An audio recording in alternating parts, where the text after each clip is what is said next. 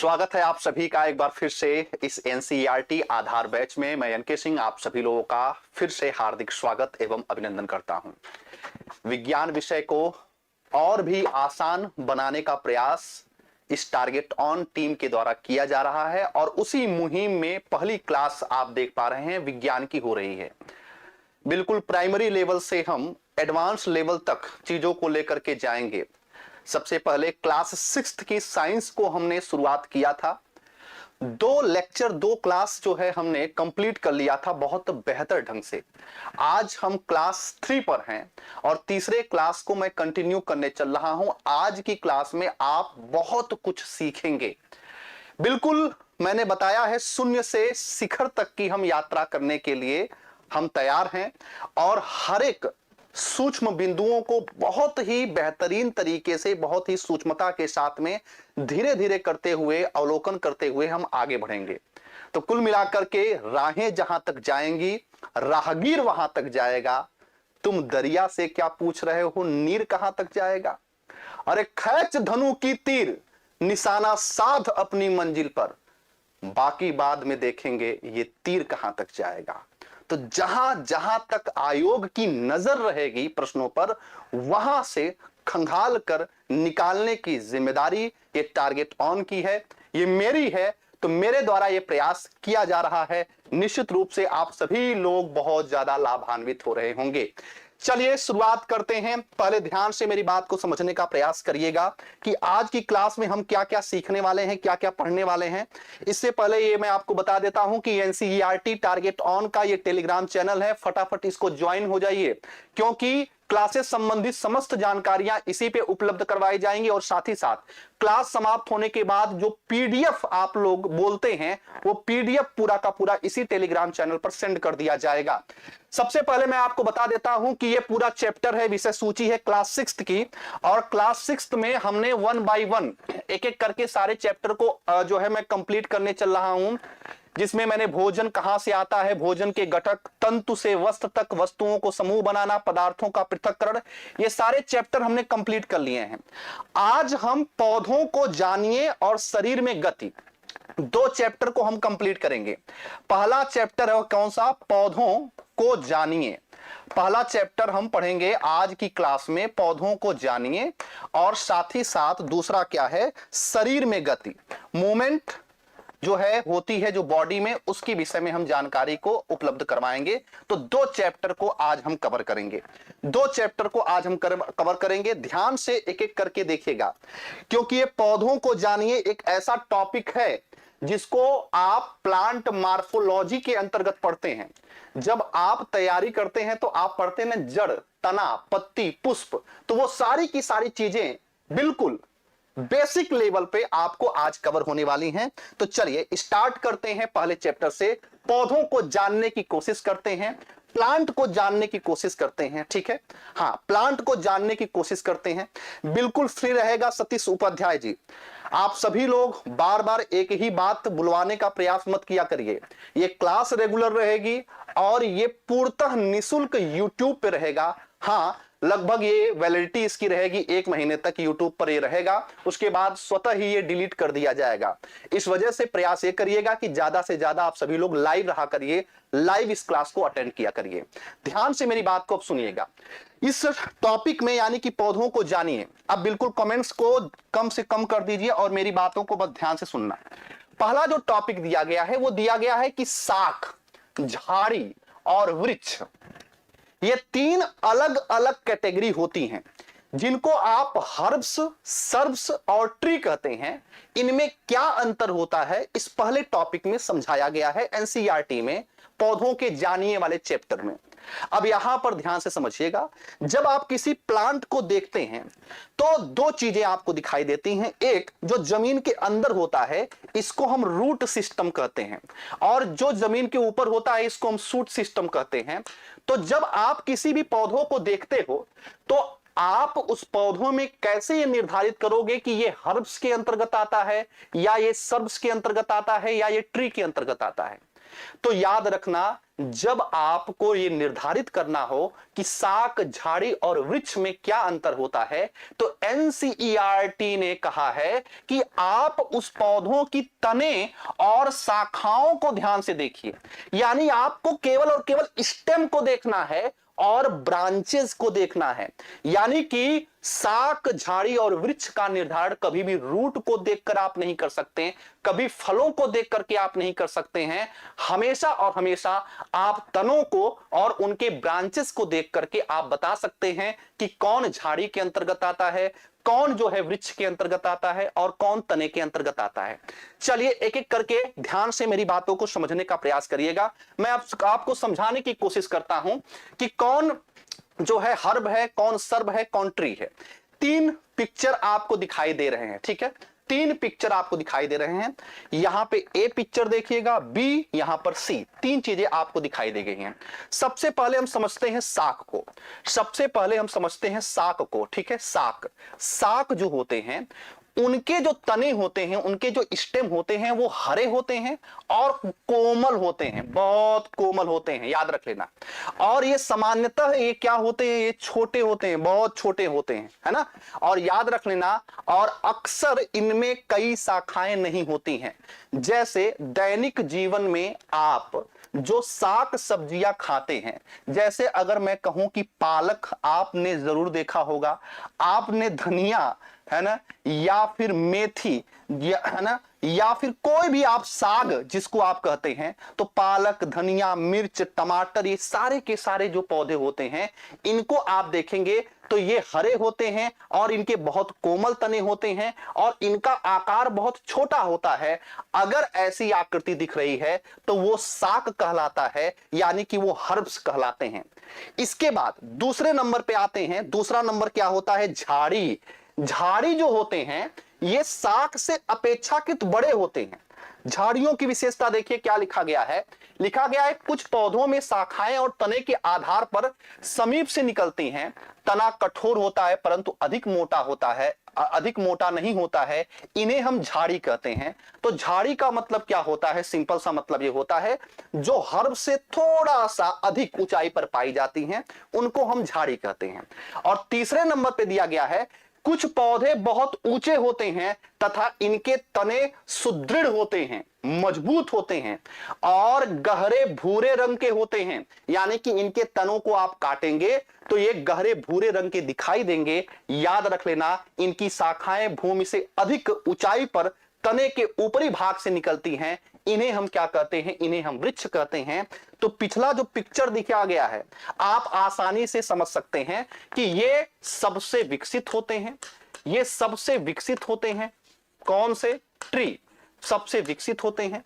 ये जो होते हैं ये अल्प विकसित होते हैं, ये अल्प विकसित होते हैं। और आप ये कह सकते हैं ये मध्य में होते हैं। जो झाड़ियां होती हैं वो मध्य में होती हैं।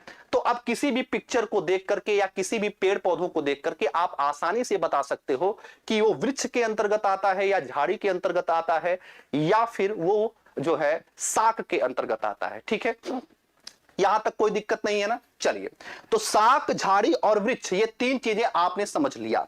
अब हम समझते हैं, एक एक करके ध्यान से समझने का प्रयास करिएगा। 2 शब्द आपको समझना है। एक शब्द है कि क्रीपर्स किसे कहते हैं, क्रीपर्स, और एक शब्द समझना है यहां पे क्लाइंबर्स।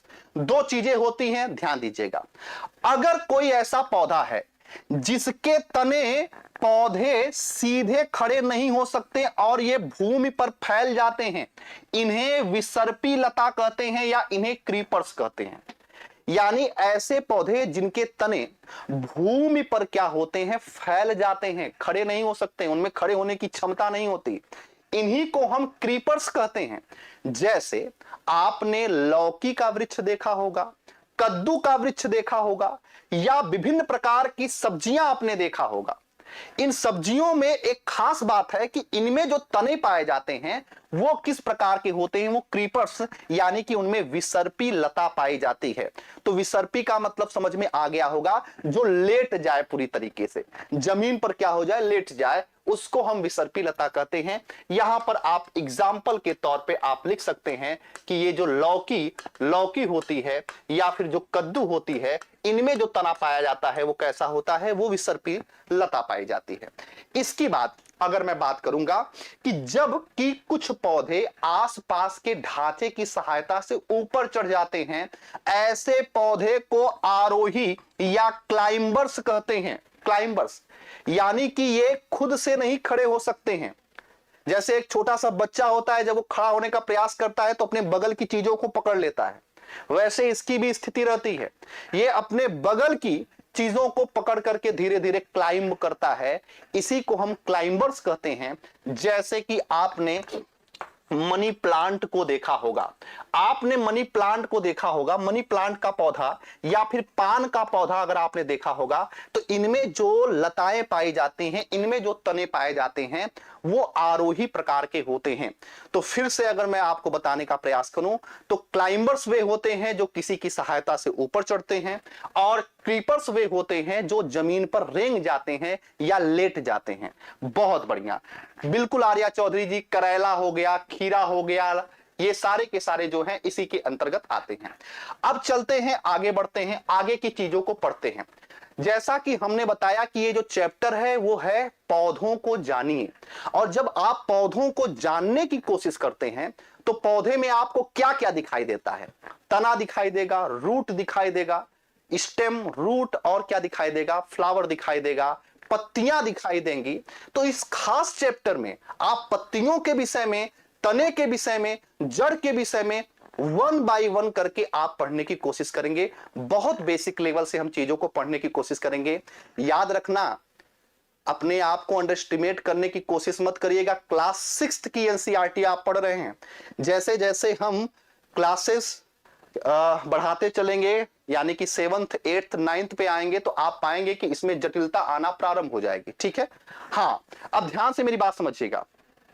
बिल्कुल जितेंद्र चौरसिया जी, पहली बात तो यहां पे याद रखना, तना जो होता है, स्टेम, ये बीज के किस हिस्से से विकसित होता है ये आपको पता होना चाहिए। प्रांकुर से विकसित होता है या प्लूमूल से विकसित होता है? यह सवाल कई बार परीक्षा में पूछा गया है, खास करके सीटेट की परीक्षा में और यूपीपीसीएस की परीक्षा में सवाल पूछा गया है कि तने का विकास बीज के किस हिस्से से होता है, तो प्लूमूल से होता है या फिर प्रांकुर से होता है। यह पॉइंट आपको समझना है। अब यहां पर क्या दिया गया है? यहां पर एक एक्टिविटी दिया गया है, और उस एक्टिविटी के माध्यम से यह समझाने का प्रयास किया गया है कि आखिरकार तने का वर्क क्या होता है, स्टेम का कार्य क्या होता है। क्या एक्टिविटी है, जरा ध्यान दीजिएगा। इसमें इसने क्या किया है, एक पानी है, पानी में रंग डाल दिया गया है, और उसमें एक पौधे के तने को डुबो दिया गया है। फिर यह देखा गया है कि ये जो तना है ये रंगीन हो गया, लाल रंग का पानी था ये भी लाल हो गया। अब ये कह रहा है कि भाई इसका मतलब ये है कि तना जो है ये पानी को क्या कर लिया, एब्जॉर्ब कर लिया। इसका मतलब क्या है, तने ने इस पानी को क्या कर लिया, एब्जॉर्ब कर लिया। ध्यान से देखने का प्रयास करिएगा, यहां पे क्या हुआ, ध्यान समझिएगा। क्या इस शाख के कुछ भाग लाल नजर आते हैं, लाल पानी था? यदि हां, तो क्या आप बता सकते हैं कि यह लाल यहां तक कैसे पहुंचा? याद रखना, लाल रंग वहां पर इस वजह से पहुंचा क्योंकि तने का सबसे महत्वपूर्ण कार्य क्या होता है, संवहन का कार्य। क्या होता है, संवहन का कार्य करता है। संवहन का मतलब होता है ट्रांसपोर्टेशन। किसका संवहन करता है, किसका ट्रांसपोर्टेशन करता है? ये तना जल का ट्रांसपोर्टेशन करता है, ये तना खनिज तत्वों का ट्रांसपोर्टेशन करता है, यह भोजन का ट्रांसपोर्टेशन करता है। यानी कि तने में, याद रख लेना, तने का सबसे प्रमुख कार्य होता है संवहन करने का। आगे जब आप एडवांस लेवल पर जाएंगे तो मैं बताऊंगा कि यह संवहन का कार्य इस वजह से कर पाता है क्योंकि इसी में पाया जाता है एक संरचना जिसको बोलते हैं हम जाइलम, और क्या बोलते हैं, फ्लोयम, जिसको हम बोलते हैं जाइलम और फ्लोयम। लेकिन अभी हम कक्षा 6 के विद्यार्थी हैं, इस वजह से अपने मस्तिष्क को अभी उसी के लेवल पे जाओ। अभी जाइलम फ्लोयम पे हम बात नहीं करेंगे, जब आएगा वो टर्म तो उस पे मैं बात करूंगा। लेकिन रिलेट करिए कि तने का कार्य क्या होता है, संवहन का कार्य करता है। With the help of xylem and phloem. आगे चलकर मैं बताऊंगा कि जाइलम जल और खनिज तत्वों का परिवहन करता है या संवहन करता है, जबकि ये फ्लोएम जो होता है ये भोजन का ट्रांसपोर्टेशन करता है या भोजन को ले जाने का कार्य करता है। आगे मैं बताऊंगा इन सारे मुद्दों पे, लेकिन अभी हम कक्षा 6 के विद्यार्थी हैं, मैं बार बार कह रहा हूं, इस बात को ध्यान रखना। दूसरी बात, ये मैकेनिकल सपोर्ट प्रदान करता है, ये यांत्रिक सहायता करता है। पौधा कैसे खड़ा रहेगा भाई, तो वे स्टेम का कार्य होता है कि पौधे को ये क्या करता है, जमीन में बांध करके क्या करता है, ये बांध करके रखता है। अब दूसरे नंबर पे तने के विषय में बस इतना आपको याद रखना है। अब हम बात करते हैं पत्ती के विषय में। पत्ती पढ़ लेंगे, फिर धीरे धीरे हम आएंगे रूट पर बात करेंगे। पत्तियां जो होती हैं, ध्यान दीजिएगा, यह तने से किस प्रकार से जुड़ी होती हैं, क्वेश्चन आपसे पूछा जा रहा है। जब आप एनसीईआरटी पढ़ते हैं तो इसमें दो कैरेक्टर हैं, है ना। एक कैरेक्टर का नाम है बुझो, एक कैरेक्टर का नाम क्या है, बुझो, और दूसरे कैरेक्टर का नाम है पहेली। ये लड़की है और ये लड़का है। जैसे आप जोक जो डिपार्टमेंट है उसमें जब उससे जब जोक आता है तो आप देखते होंगे उसमें संता बनता होते हैं ना, संता बनता। वैसे ही एनसीईआरटी में बूझो और पहेली है। तो एक जो होता है सवाल हमेशा पूछता है, दूसरा उत्तर देने का प्रयास करता है। ध्यान से मेरी बात समझिएगा। हाँ, अब यहां पे पूछा गया है कि तने किस प्रकार से जुड़े होते हैं, पत्तियां जो होती हैं ये तने से किस प्रकार से जुड़े होते हैं। तो फिर उत्तर मिल रहा है कि पत्ती का वह भाग जिसके द्वारा तने से यह जुड़ा रहता है वह पर्णवृंत या पैटियोल कहलाता है। पैटियोल क्या होता है सर, चित्र को देखो, एनसीईआरटी की यही तो खास बात है। अगर पढ़ना शुरू कर दिए तो समझ में आएगा, ये 100% सही है। जैसे यहां पे तना है, मान लीजिए ये कोई तना है, अब इस तने से ये पत्ती पूरी जुड़ी हुई है, तो ये जो हिस्सा जो इसको जोड़े रहता है इसी हिस्से को पर्णवृंत कहा जाता है या इसी को पैटियोल कहा जाता है। तो पर्णवृंत की सहायता से पत्तियां तने से अटैच्ड रहती हैं। पॉइंट नंबर 1 याद रखना, पॉइंट नंबर 1 याद रख लेना कि अगर पूछा जाए तने से पत्तियां किस संरचना से अटैच्ड रहती हैं, उत्तर आप करेंगे पर्णवृंत यानी कि पैटियोल से जुड़ी रहती हैं। अब ध्यान से मेरी बात को जरा समझने का प्रयास करिएगा और बहुत गंभीरता से समझिएगा। ये जो पत्ती का पूरा हिस्सा होता है ना बाबू, जो दिखता है, इसको हम क्या कहते हैं, इसको हम पटल कहते हैं या फलक कहते हैं, यानी कि इसको हम लैमिना कहते हैं, लैमिना।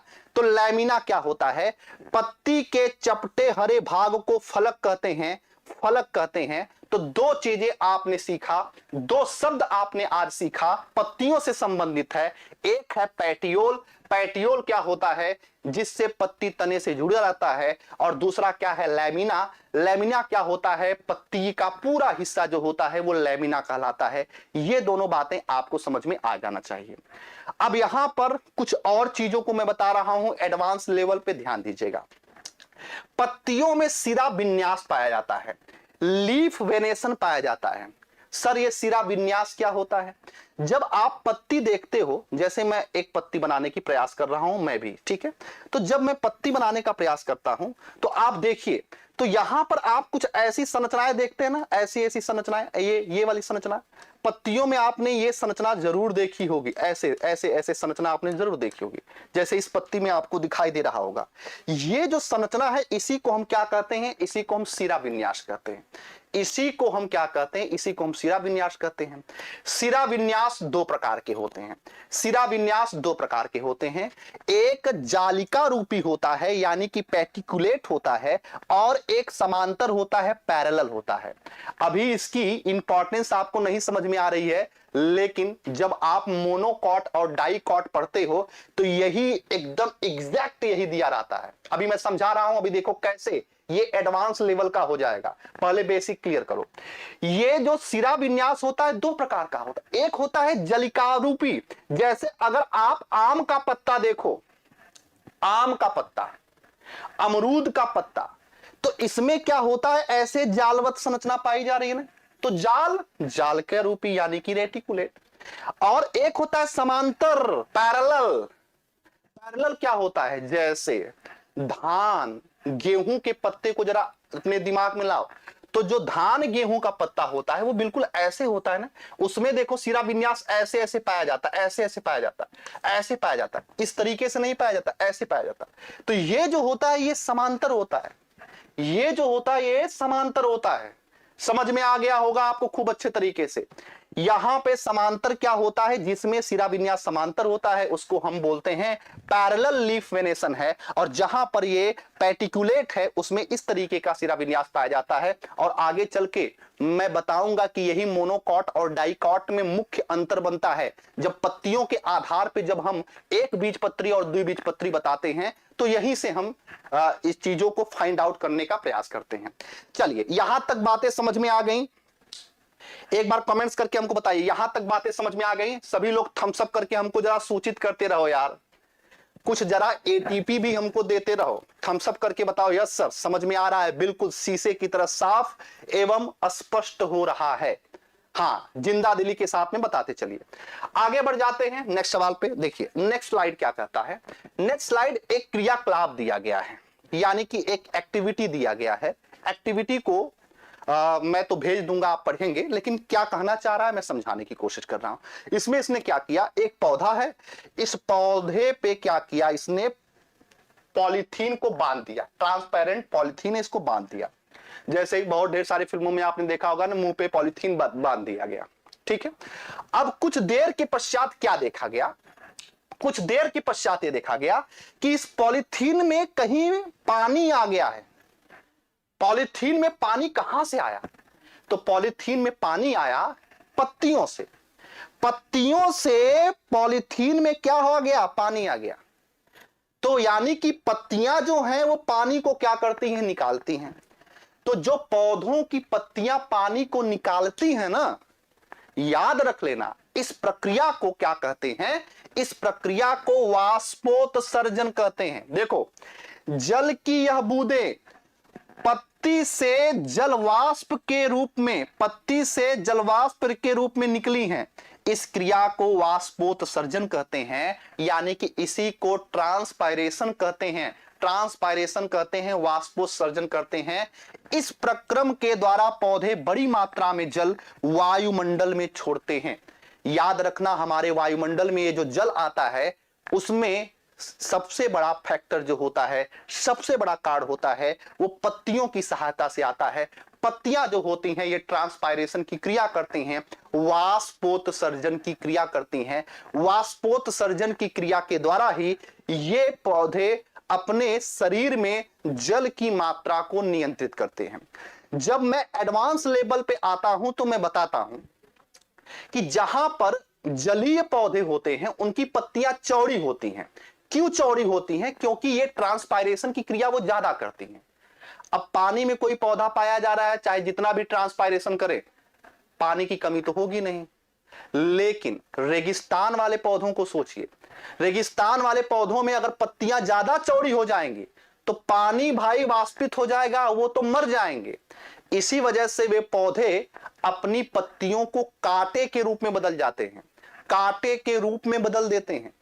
इसीलिए सवाल बनता है कि रेगिस्तानी जो पौधे होते हैं उनकी पत्तियां कांटों के रूप में क्यों बदल जाती हैं, तो उसका सबसे बड़ा कार्य होता है कि ये ट्रांसपायरेशन यानी कि वाष्पोत्सर्जन की क्रिया को रोकना चाह रही हैं, वाष्पोत्सर्जन की क्रिया को रोकना चाह रही हैं। तो याद रख लेना, तो पत्तियों के कार्य क्या क्या निकल के आए, मैंने बहुत आसान आपके लिए बनाने का प्रयास किया है। याद रख लेना, बहुत इसके लिए मैं हार्ड वर्क करता हूं, बहुत मेहनत करता हूं इसके लिए, ताकि मैं इसको एनसीईआरटी को तो पढ़ते बहुत ढेर सारे लोग हैं, पढ़ाते भी बहुत ढेर सारे लोग हैं, लेकिन मैं प्रयास ये कर रहा हूं कि सहजता के साथ में, सरलता के साथ में इस मैसेज को आप तक पहुंचा दूं, क्योंकि बहुत ढेर सारी इररिलेवेंट चीजें दी गई हैं। आप जब पढ़ने बैठोगे ना तो आपको कहेंगे सर इसमें क्या है, ये तो पढ़ने लायक है ही नहीं। इस वजह से जो क्रीम है वो क्रीम मैं आपके समक्ष लाने का प्रयास कर रहा हूं। बस उतना पढ़ लो, आपको एनसीईआरटी दोबारा जीवन में कभी भी पढ़ने की आवश्यकता नहीं पड़ेगी, इस बात के लेके मैं आश्वस्त करता हूं। ठीक है चलो जितेंद्र जी अब पढ़ लो भाई, अब पढ़ लो, कोई दिक्कत नहीं है। तो पत्तियों के 3 कार्य हैं। पहला क्या है कि ये प्रकाश संश्लेषण करता है, प्रकाश संश्लेषण करता है। प्रकाश संश्लेषण का फार्मूला मेरे भाई जरूर याद रखना, 6CO2 + 12H2O। 6CO2 plus 12H2O। ये एनसीईआरटी 6 में नहीं दिया गया, लेकिन मैं लिख रहा हूं इस वजह से क्योंकि मैं जानता हूं इसकी इंपॉर्टेंस। आगे आप पढ़ेंगे लेकिन इसको याद रखना। 6CO2 plus 12H2O is equal to C6H12O6 plus 6H2O plus 6O2। याद रख लेना, ये क्या है? ये प्रकाश संश्लेषण का फॉर्मूला है।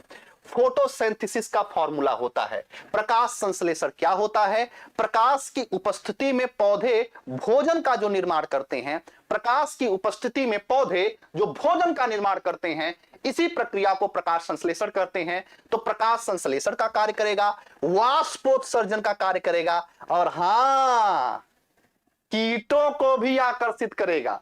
अच्छा, कीटों को आकर्षित करने का क्या लाभ मिलता है अभी मैं आगे बताऊंगा। तो मैंने आपको क्या क्या पढ़ा दिया? मैंने आपको सबसे पहले तना पढ़ाया, तने के पश्चात मैंने आपको पत्ती पढ़ाया। तना हो गया, पत्ती हो गया। अब इसके बाद हम चल रहे हैं क्या पढ़ने? रूट को पढ़ने, जड़ को पढ़ने चल रहे हैं। और याद भी करते चलना मेरे साथ में, याद भी मेरे साथ में चलते चलना, ठीक है? देखो, आपको मैंने क्या समझाया? आपको मैंने समझाया कि तने का विकास बीज के प्लूमूल से होता है, प्रांकुर से होता है। वहीं पर आप बताओ कि जड़ का विकास किससे होता है? जड़ का विकास मूलांकुर से होता है, रेडिकल से होता है। रेडिकल से जड़ विकसित होगा, रेडिकल से जड़ विकसित होगा। जहां जहां पे मुझको ये आवश्यकता पड़ रही है कि ये सवाल बन सकता है, उसको भी मैं बताते चल रहा हूं, तो उन सारी चीजों को याद रखते चलना। तो जड़ का विकास बीज के मूलांकुर यानी कि रेडिकल से होता है। अब यहां पर देखो, यहां पर देखो, दो प्रकार की जड़ें यहां पर पाई जाती हैं। जड़ कितने प्रकार की होती हैं? जड़ें दो प्रकार की होती हैं, ठीक है? कौन कौन सी जड़ होती हैं? एक जड़ होता है जिसको बोलते हैं मूसला जड़, और एक जड़ होती है जिसको बोलते हैं रेशेदार जड़। अब सोच करके देखो, ये सारी चीजें हम पढ़ते हैं, ठीक है? हम पढ़ते हैं, जब बॉटनी पढ़ाते हैं तो इन सारी चीजों का डिस्कशन किया जाता है। मूसला जड़ यानी कि टैप रूट, और रेशेदार जड़ यानी कि इसको बोलते हैं फाइब्रस रूट। तो दो प्रकार के रूट होते हैं, एक टैप रूट और दूसरा फाइब्रस रूट। टैप रूट किसे कहते हैं? ध्यान दो, टैप रूट किसे कहते हैं? ध्यान दो, ऐसे पौधे जिसमें एक ही जड़ पाई जाती हो, एक मजबूत जड़ पाई जाती हो और उससे अन्य जड़ें लगी हों, उसको हम क्या कहते हैं? उसको हम टैप रूट कहते हैं। उसको हम क्या कहते हैं? उसको हम टैप रूट कहते हैं। और ऐसे पौधे जिसमें कई ढेर सारी जड़ें पाई जाती हों, रेशा हो, रेशेदार हो, ऐसी जड़ों को हम फाइब्रस रूट यानी कि रेशेदार जड़ कहते हैं। जैसे इसको आपको मैं दूसरे तरीके से एग्जांपल दूंगा तो मैं आपको समझा लूंगा, ठीक है? जैसे अगर आप धान का फसल देखो, धान के जड़ को देखिए, गेहूं के जड़ को देखिए, धनिया, टमाटर, है ना, ये सारे के सारे, आलू, इन सब की जड़ों को आप देखो, ये सारे के सारे जड़ कैसे हैं? फाइब्रस रूट हैं। ये सारे के सारे जड़ फाइब्रस रूट हैं। याद रख लेना, इसमें कई ढेर सारी जड़ें पाई जाती हैं। वहीं पर जितने भी डेवलप पौधे होते हैं, आम, नीम, इमली का पौधा या कोई अन्य डेवलप पौधे अगर आप देखेंगे तो उसमें टैप रूट पाया जाता है, जिसमें एक ही जड़ हो उसको टैप रूट कहते हैं। एक जड़ का मतलब क्या है? एक प्रधान जड़, मोटी जड़, इसके बाद अन्य छोटी छोटी लगी रहती हैं, उससे मतलब नहीं है, लेकिन इसमें प्रधान जड़ पाया जाता है, एक प्राइमरी रूट पाया जाता है, ठीक है? अच्छी बात है, इतनी बातें समझ में आपको आ रही होंगी आपको अच्छे तरह से। तो जड़ें कितने प्रकार की होती हैं? दो प्रकार की, एक मूसला जड़, दूसरा क्या होता है? दूसरा रेशेदार जड़ें होती हैं। ये चीजें आपको समझ में खूब अच्छे तरीके से आ गई होंगी। एक बात और जरा एडवांस लेवल पे समझ लो, और वो ये है कि ये जो टैप रूट होता है ये डाइकॉट यानी कि द्विबीजपत्री पौधों में पाई जाती हैं। आम, इमली या जितने भी विकसित पौधे होते हैं वो कैसे होते हैं? वो द्विबीजपत्री होते हैं। और ये जो गेहूं, धान, धनिया, आलू, ये जो भी मैं कह रहा हूं ये क्या है? ये मोनोकॉट है, यानी कि ये एक बीजपत्री है।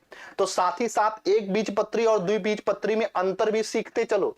एक बीजपत्री पौधों में क्या होता है? एक बीजपत्री में रेशेदार जड़ पाई जाती है, जबकि द्विबीजपत्री पौधों में कैसे पाई जाती है? टैप रूट पाया जाता है, यानी कि इसमें मूसला जड़ पाया जाता है। और अगर पत्तियों को अगर बेस बनाओगे तो आप कहोगे कि ये जो मोनोकाट होते हैं उनकी पत्तियां समानांतर होती हैं, समानांतर, और इनकी क्या होती हैं, इनकी शाखान्वित होती हैं। तो दोनों अंतर ये भी आप याद रख सकते हैं। चलिए अब जड़ के कार्य को समझते हैं। जड़ का कार्य क्या होता है? जड़ का कार्य देखो, हमने देखा है कि जड़ें मिट्टी से जल का क्या करती हैं, ध्यान से पढ़ेंगे। हमने देखा है कि जड़ें मिट्टी से जल को क्या करती हैं, अवशोषित करती हैं, तथा तना जल एवं खनिज को पत्ती एवं पौधों के अन्य भागों तक पहुंचाती हैं।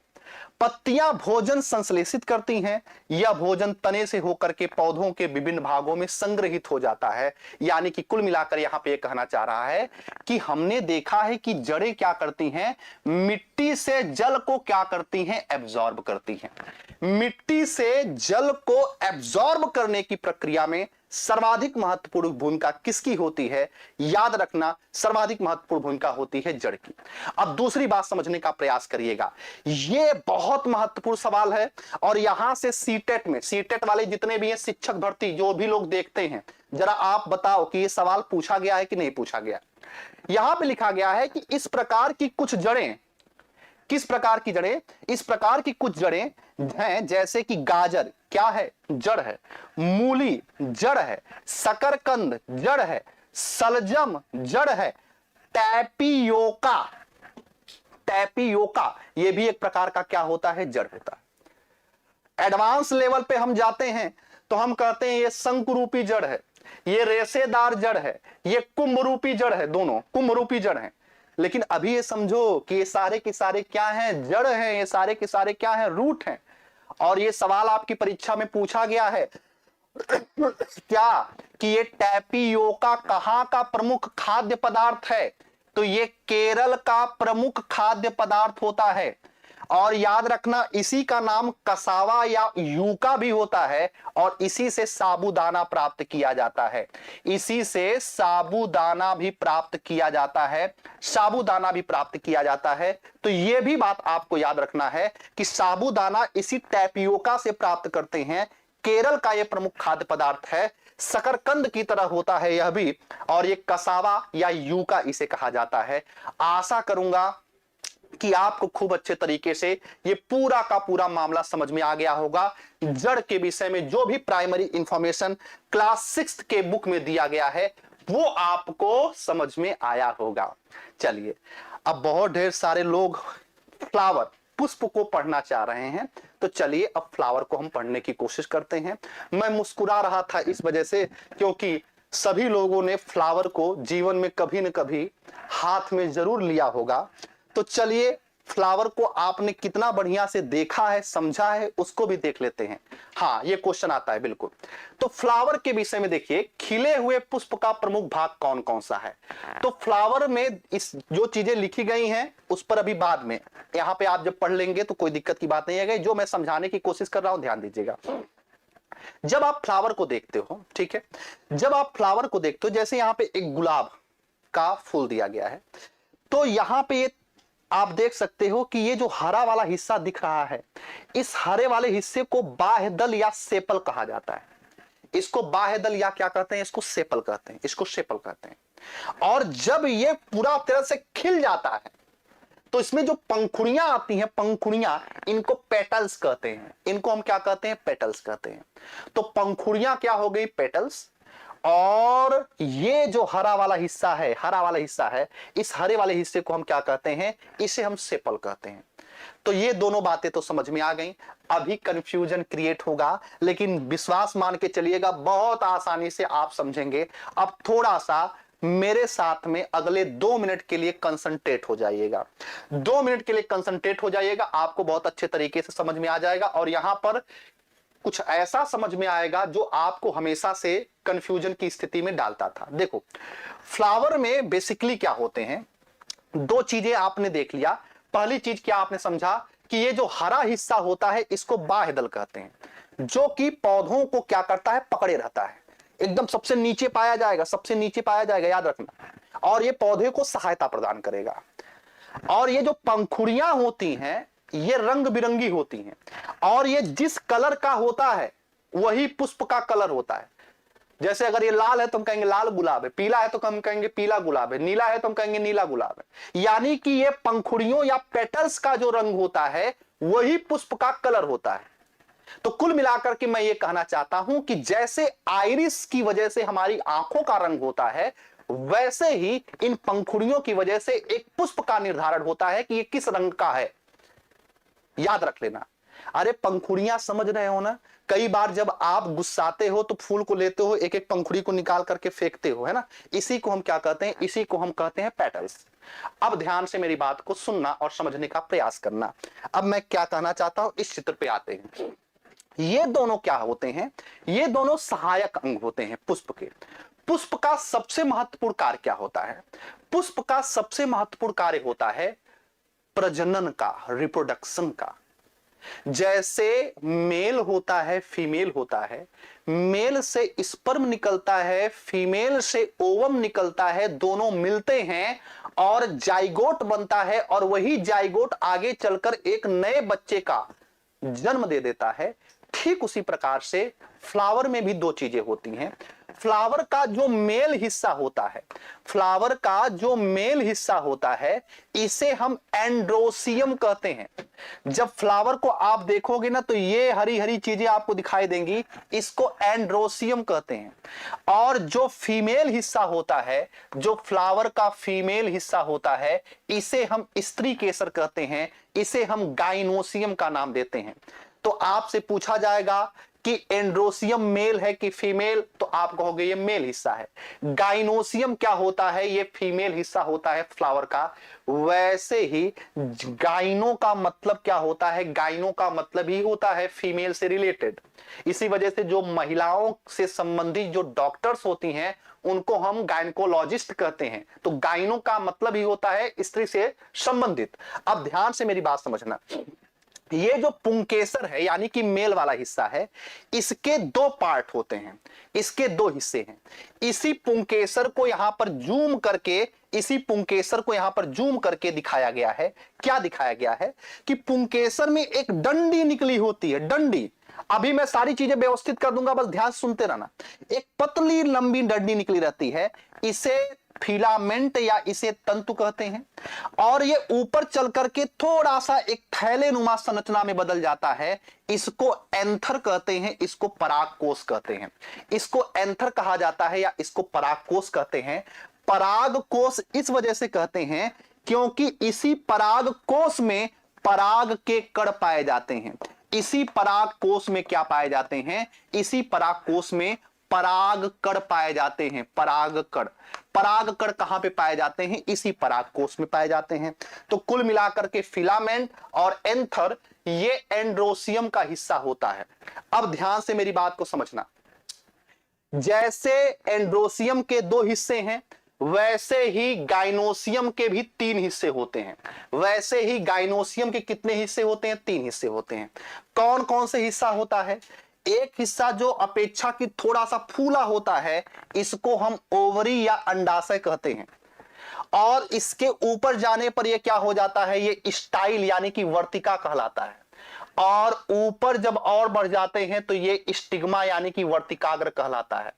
तो ओवरी और वर्तिका और वर्तिकाग्र यानी कि अंडाशय, स्टाइल और स्टिग्मा, ये तीन हिस्से होते हैं। किसके? ये तीन हिस्से होते हैं हमारे गाइनोसियम के, यानी कि हमारे फीमेल पार्ट के। अब ध्यान से मेरी बात को समझना, मैं इसको व्यवस्थित करने की कोशिश कर रहा हूं, ध्यान दीजिएगा। हाँ, नोट बनाना है, कैसे बनाना है, मैं आपका काम आप लोगों का आसान किया हूं, ध्यान दीजिएगा, ध्यान दीजिएगा। अब देखो, ध्यान से समझो मेरी बात को। अभी तक मैंने क्या समझाया कि फ्लावर के चार हिस्से होते हैं। फ्लावर के कितने हिस्से होते हैं? चार। पहला होता है कैलिक्स। सर कैलिक्स तो आपने पढ़ाया नहीं। अरे भाई, वो जो अभी पीछे आप लोग पढ़ रहे थे ना, क्या, ये देखो, ये मैं दिखाने की कोशिश कर रहा हूं। ये जो आप पढ़ रहे थे ना, सेपल, सेपल, तो इसी सेपल को कैलिक्स आगे चलकर कहते हैं, और इस पेटल को हम क्या कहते हैं, कोरोला चल के कहते हैं। ठीक है, तो ये सेपल जो होता है, ये जो सेपल होता है, सेपल, सेपल होता है, क्या कहते हैं, और यही होता है हम कोरोला। तो सेपल हो गया या कैलिक्स हो गया, पेटल हो गया या कोरोला हो गया। ठीक है, इतनी बातें समझ में आ गई। पीडीएफ मिलेगा। अब पूमे हिस्से होते हैं, ये हिस्सा है, दो हिस्से, एक एंथर यानी कि परागकोश जिसमें पराग के कण भरे होंगे, क्या होता है फिलामेंट, ठीक है। और गाइनोमेल तीन पार्ट होते हैं, एक ओवरी यानी कि अंडाशय, एक स्टाइल यानी कि वर्तिका, और एक क्या स्टिग्मा यानी कि वर्तिकाग्र, ठीक है। अब इतनी बातें समझ में आ गई, आराम से इसका शॉर्ट नहीं तो पीडीएफ तो मैं टेलीग्राम वाले चैनल पे सेंड करूंगा ही, ठीक है। अब ध्यान मेरी बात को, यहां पर एक कहानी बड़ी है, वो समझ है, ध्यान दीजिएगा, और ये बहुत ज्यादा महत्वपूर्ण है। इतनी देर सब आपने समझ लिया, अब मैं एक बात समझाने की कोशिश कर दीजिएगा से, ये एडवांस लेवल पे यानी कि जब हम कक्षा 8 में जाते हैं, 9 में जाते हैं, तब हम पढ़ने की कोशिश करें। एक शब्द आपने पढ़ा होगा, जरूर पढ़ा, और वो क्या, वो पढ़ा होगा जरूर, परागण। पढ़ा है कि नहीं पढ़ा है? पॉलिनेशन, परागण, पॉलिनेशन शब्द, पॉलिनेशन आप सभी लोगों ने पढ़ रखा होगा। परागण के लेकर पढ़ा रहे हैं, वीडियो रुक रहा है, कोई बात नहीं, सही हो जाएगा। पेशेंस बना कर रखो, पेशेंस बना कर रखो, वीडियो हो कई बार तो पेशेंस बना लेते हो, 5 मिनट तक पेशेंस बना लेते के साथ एक आध 2 मिनट जो है वीडियो इधर उधर होने लगी तो सर बफरी वीडियो रुक। चलो ध्यान दे जाओ, मेरी बात सबसे हमको ये बताइए, विजिबिलिटी मेरी आवाज क्लियर हो रही है? मेरी विजिबिलिटी, मेरी आवाज क्लियर हो रही है? एक बार सभी लोग कमेंट्स करके बताएं, विजिबिलिटी मेरी आवाज क्लियर हो रही है?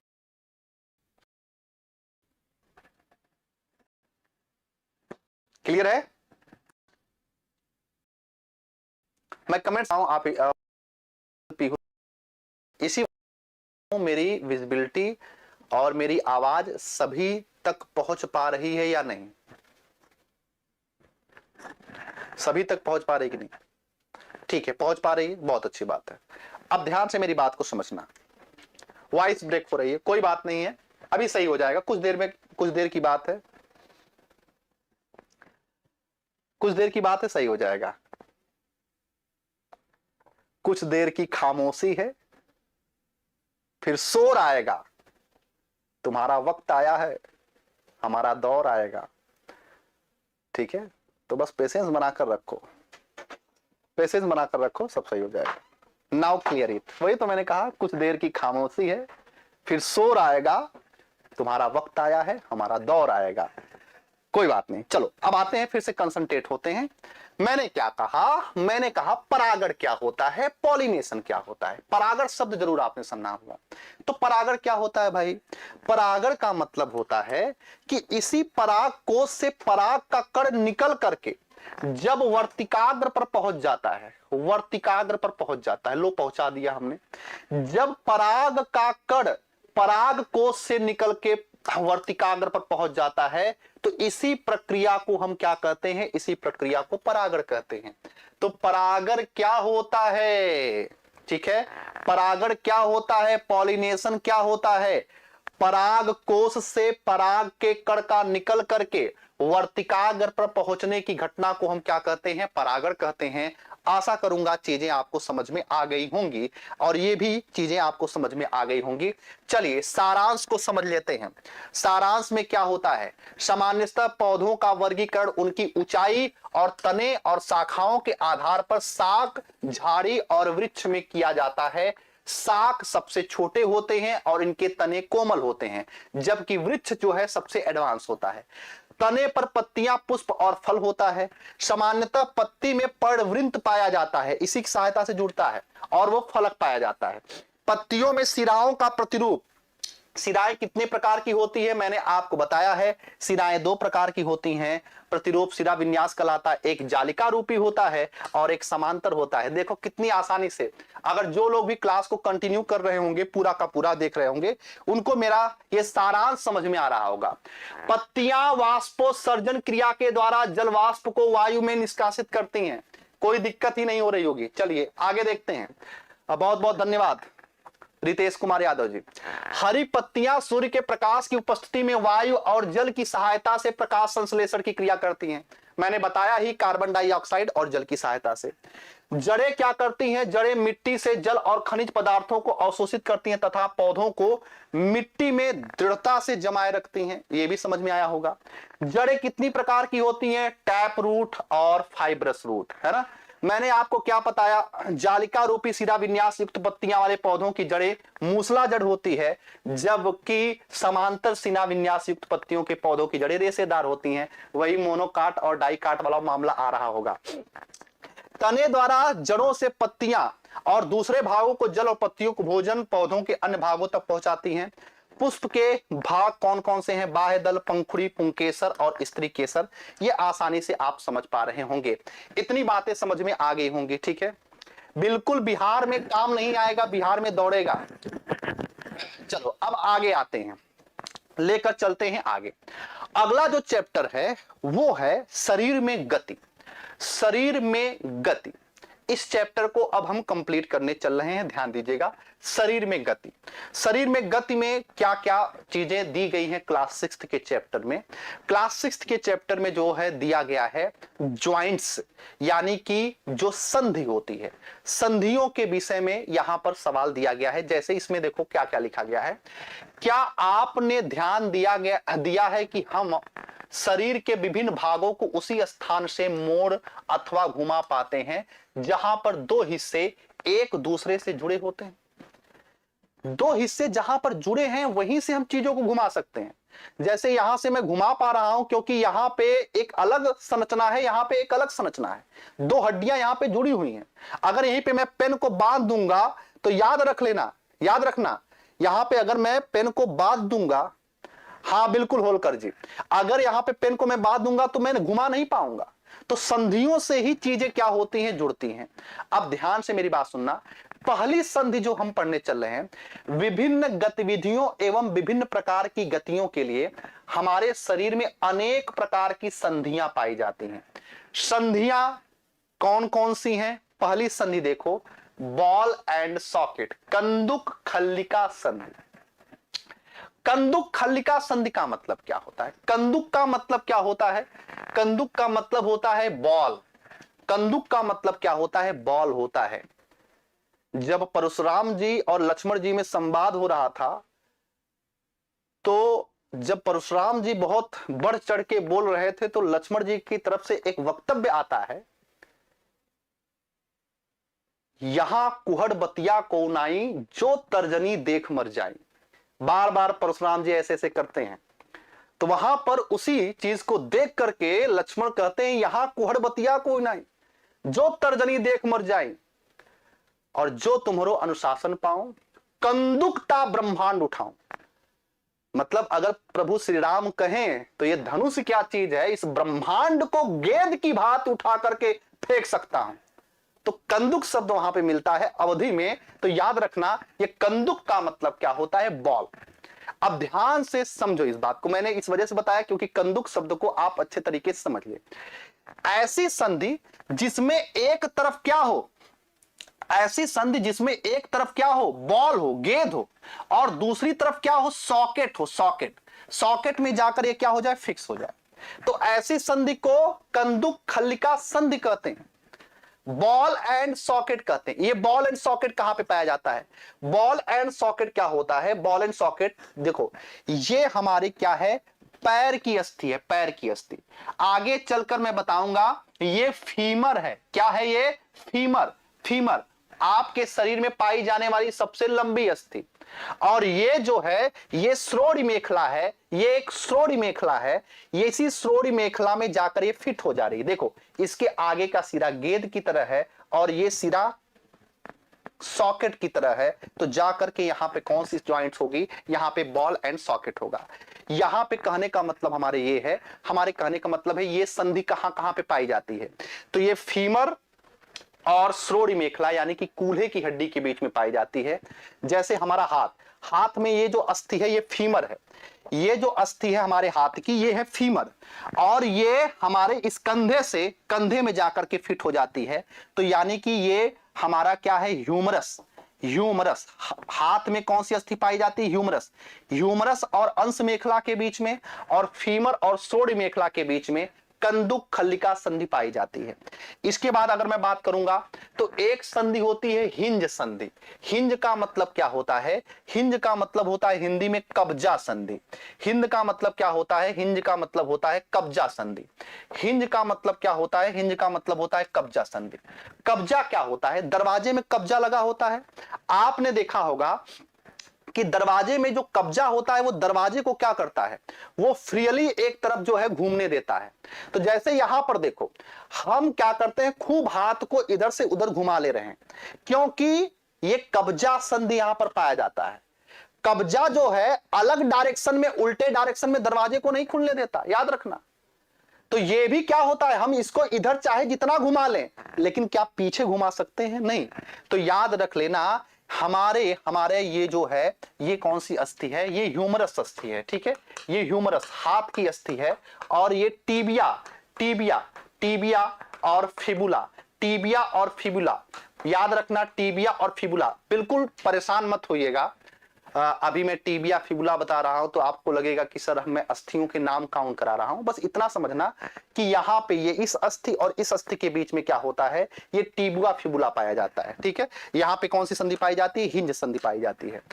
इसके बाद एक संधि होती है अचल संधि। अचल संधि का मतलब होता है इमूवेबल संधि या फिर फिक्स्ड संधि, यानी कि ऐसी संधियां कभी भी क्या होती हैं, कभी चलती नहीं है, वो फिक्स्ड रहती हैं। जैसे कंकाल में आप देखेंगे स्कल यानी कि खोपड़ी की संधि, देखिए खोपड़ी। तो खोपड़ी को जब आप देखेंगे तो आगे चलकर मैं बताऊंगा इसमें टोटल अस्थियों की संख्या कितनी है। इसमें टोटल अस्थियों की संख्या 29 होती है, लेकिन ये घूमती नहीं है कभी, वो फिक्स रहती हैं। इसी वजह से इनको फिक्स्ड जॉइंट कहते हैं। इसी वजह से इनको हम क्या कहते हैं, फिक्स्ड जॉइंट कहते हैं। यहां पे लिखा गया है, यदि आप एक गुड़िया बनाना चाहते हैं तो सबसे पहले आप गुड़िया को एक आकृति प्रदान करने के लिए आप एक ढांचा प्रदान करते हैं।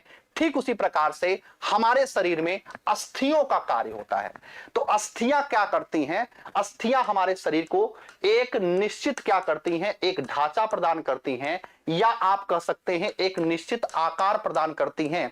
अगर हमारे शरीर में हड्डियां न रहें, अगर हमारे शरीर में अस्थियां न रहें, तो याद रख लीजिएगा हम एक मांस की गठरी में बंद हो जाएंगे और कोई आसानी से हमको पीठ पर लाद करके आसानी से एक स्थान से दूसरे स्थान पर ले जाया जा सकता है। यानी कि कुल मिलाकर के मैं ये कहना चाह रहा हूं कि इन्हीं हड्डियों की वजह से, इन्हीं अस्थियों की वजह से हमारे शरीर का एक निश्चित आकार है।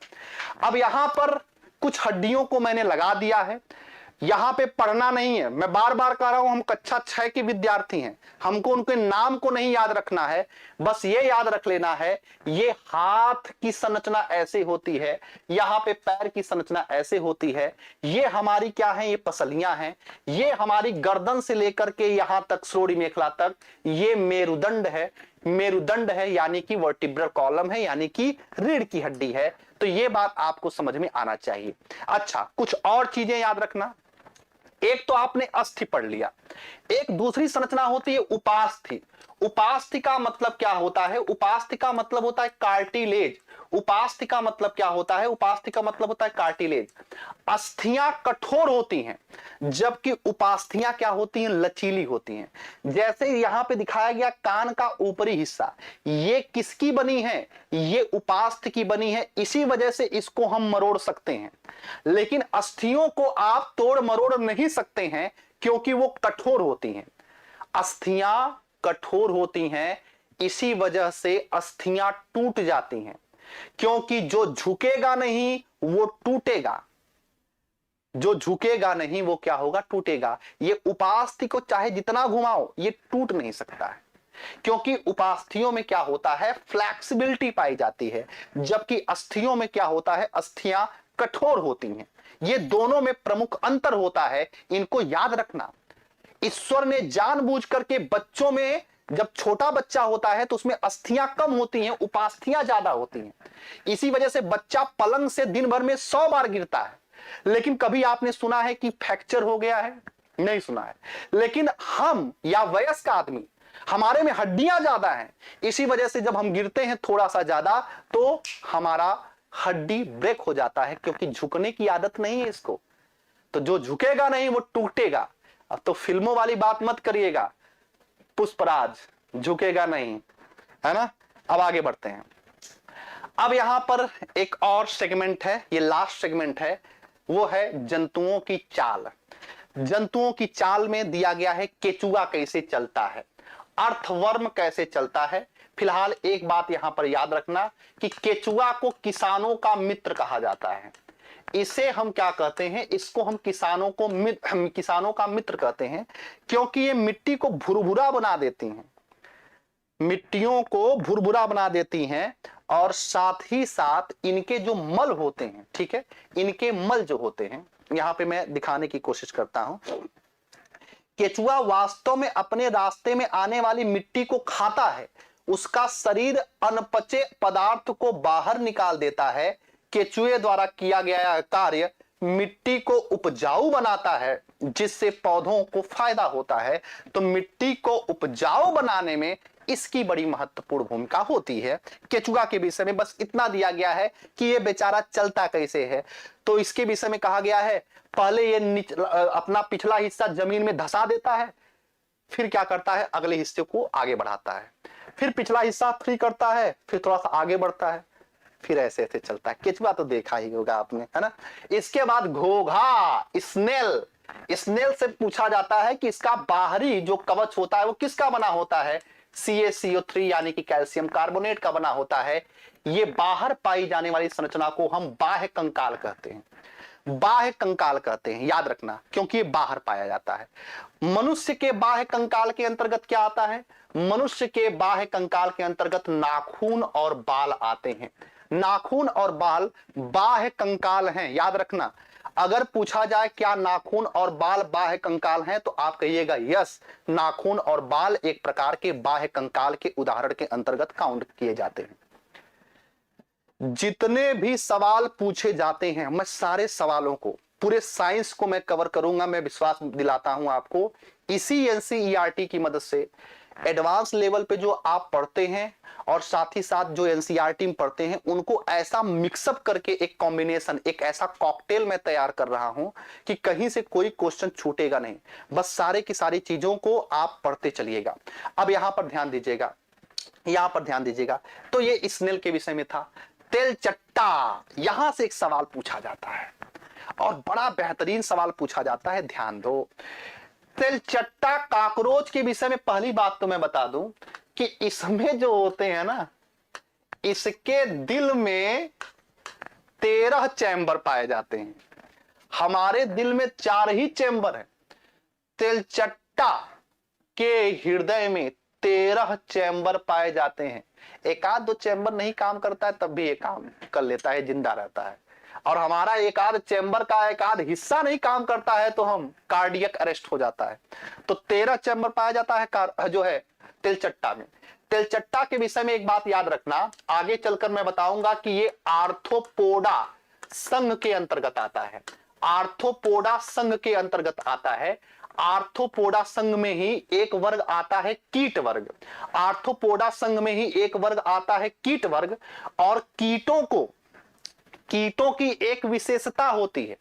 क्या विशेषता होती है? कीटों की विशेषता होती है कि इनमें 3 जोड़ी पैर पाए जाते हैं। 3 जोड़ी पैर, 3 जोड़ी पैर पाए जाते हैं। यानी कि कुल मिलाकर के संख्या में कितना? संख्या में 6। तो ऐसा नहीं है आप किसी को कीट कह देंगे। कीटों की अपनी एक कम्युनिटी है भाई, रिस्पेक्टेड है। रिस्पेक्टेड इस वजह से मैं कह रहा हूं क्योंकि ये जंतु जगत का सर्वाधिक बड़ा संघ है।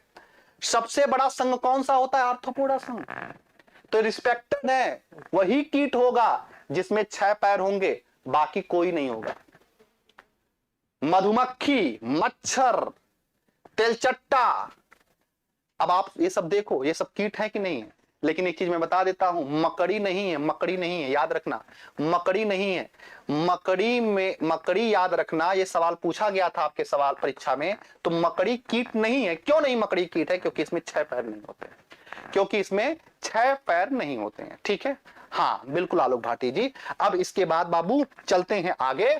तो ये पक्षी है, कुछ नहीं दिया गया है, बस ये पक्षियां कैसे उड़ती हैं इसके विषय में बताया गया है। और ये मछलियां हैं, मछलियों से संबंधित एक बातें याद रखना कि मछलियां जो होती हैं, मछलियों को आप ध्यान दीजिए, देखा है क्या कि इनकी आकृति नाव की आकृति की होती है। मछली का सिर एवं पूंछ उसके मध्य भाग की अपेक्षा पतला और नुकीला होता है। शरीर की ऐसी आकृति को स्ट्रीमलाइंड यानी कि धारा रेखीय आकृति कहते हैं। आपसे पूछा जाएगा धारा रेखीय आकृति किसे कहते हैं? दिमाग चक्कर खा जाएगा कि धारा रेखी मतलब क्या है। यही भैया जो मछलियों वाली आकृति होती है, इसी को धारा रेखी आकृति कहते हैं। और धारा रेखी आकृति में ही नाव बनाए जाते हैं। नाव भी मछलियों की तरह बीच में क्या होते हैं? चौड़े होते हैं, और आप देखेंगे किनारे किनारे पे क्या होते हैं? पतले होते हैं। तो इसी आकृति को धारा रेखी आकृति कहते हैं। क्योंकि क्योंकि क्योंकि यही वो आकृति है जो मछलियों को जल में तैरने में क्या करती हैं? सहायता करती हैं। याद रखना इस बात को, ठीक है, इस बात को याद रखना। इसके बाद सर्प के विषय में दिया गया है। सर्प कैसे चलता है? क्या आपने सांप को फिसलते हुए आगे बढ़ते हुए देखा है? सर्प का मेरुदंड लंबा होता है, यानी कि रीढ़ की हड्डी लंबी होती है। शरीर की पेशियां क्षीण व असंख्य होती हैं। वे परस्पर क्या होती हैं? वो परस्पर जुड़ी होती हैं। यहां पर एक लास्ट स्लाइड में इस वजह से मैंने ले लिया है ताकि आप एक किताब का नाम याद रख सकें, क्योंकि कई बार होता है किताब का नाम एनसीईआरटी से पूछ देता है। तो किताब का नाम है भाई gait of animals. Gait of animals किताब का नाम क्या है? ये अरस्तु ने लिखा था। अरस्तु, father of biology, father of zoology. अरस्तु को ही हम क्या कहते हैं? अरस्तु को ही हम क्या कहते हैं? इन्हीं को ही हम फादर ऑफ क्या कहते हैं? बायोलॉजी कहते हैं, फादर ऑफ बायोलॉजी कहते हैं, या फिर इन्हीं को हम क्या कहते हैं? इन्हीं को हम फादर ऑफ जूलॉजी कहते हैं। जंतु विज्ञान और साथ ही साथ जीव विज्ञान का पिता किसे कहा जाता है? अरस्तु को कहा जाता है। याद रखना, इनकी पुस्तक का नाम है गैट ऑफ एनिमल्स। इसमें इन्होंने बहुत ढेर सारे जंतुओं की गतियों से संबंधित बातें किया है। चलिए फटाफट सारांश को देख लेते हैं, क्या क्या आपने सीखा इस चैप्टर में। सारांश में आप ये बता सकते हैं क्या कि अस्थि एवं उपास्थि मानव कंकाल बनाते हैं। यह शरीर के पिंजर बनाता है और इसे एक आकृति भी देता है। कंकाल चलने में सहायक होते हैं और आंतरिक अंगों में सुरक्षा प्रदान करते हैं। मानव कंकाल में खोपड़ी, मेरुदंड, पसलियां, वक्ष, अस्थि, कंधे की अस्थियां, श्रोणि मेखला और सारी चीजें आती हैं। ठीक है, पेशियों को जोड़े के एकांतर क्रम में सिकुड़ने फैलने की अस्थियां गति करती हैं। अस्थियों की संधियां अनेक प्रकार की होती हैं। यह उस संधि की प्रकृति एवं गति की दिशा पर निर्भर करता है। ये पूरा का पूरा स्लाइड मैं आपको दे दूंगा, आप इसको पढ़ लीजिएगा।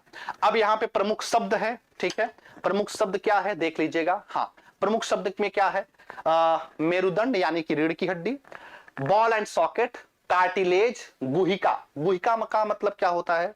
गुहिका का मतलब होता है कैविटी। कैविटी का मतलब होता है फ्री स्पेस।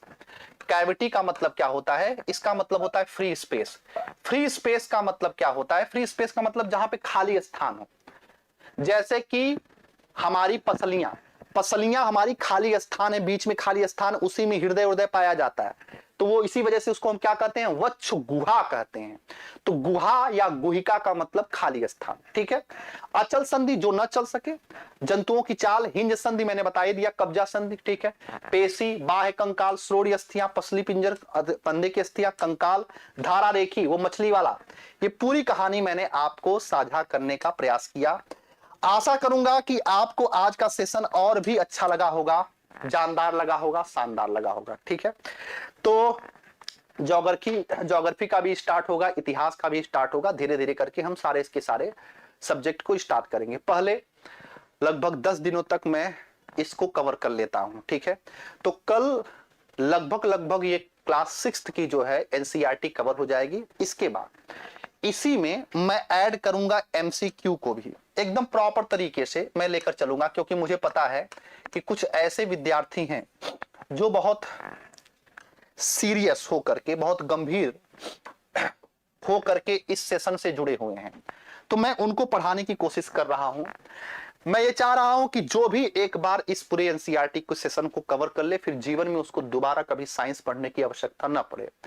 तो जब ये क्लास 6 पूरा का पूरा कंप्लीट हो जाएगा, तो उसके पश्चात इस क्लास 6 से जुड़े हुए जितने भी एमसीक्यूज हैं उसको मैं एक दिन सॉल्व कराऊंगा, फिर क्लास 7 पे आऊंगा, फिर क्लास 7 को मैं पढ़ाऊंगा, फिर इस तरीके से उसके एमसीक्यू को सॉल्व कराऊंगा। ठीक है, तो मिलूंगा फिर कल। इजाजत दीजिए, पीडीएफ मैं सेंड कर दूंगा अभी तुरंत आशीष पांडे भाई। ठीक है, जितना मन से आप पीडीएफ लिखते हैं उतना मन से मेरे बारे में भी या इस क्लास के बारे में भी कुछ लिख दिया करिए आप लोग कमेंट्स बॉक्स में, क्योंकि ये जो थकावट होती है आपके कमेंट्स को देख करके दूर हो जाती है। मिलते हैं अगली क्लास में। बहुत बहुत धन्यवाद। जय हिंद।